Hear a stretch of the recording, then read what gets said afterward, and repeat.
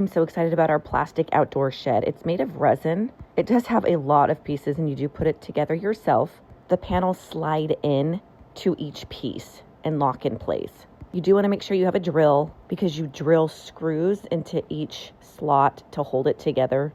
It does have a lockable door, so by the end you have a little spot for tools, toys, and things that you want to keep out of the rain. It's gray and black. It looks really nice, mostly gray. The black is just the floor on the inside, but it kind of just looks like a playhouse. It has vents. It has a nice little window. It is a fogged window so people can't peek inside.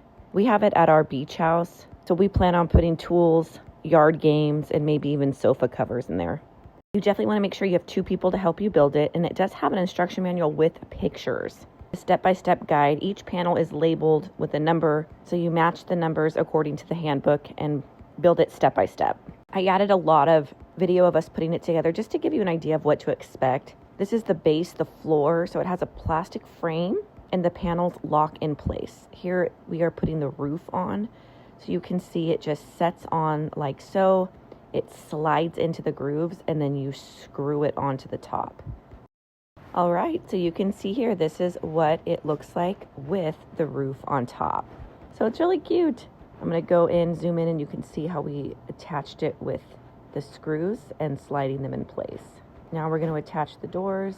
The hardware gets screwed in pretty easily. And these brackets are a nice touch. They're cute and decorative.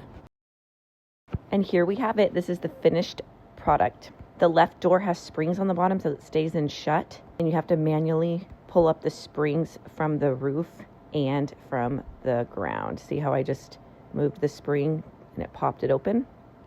And there we go, so much space. I have a shelf unit in there. I can fit a lawnmower, tons of totes.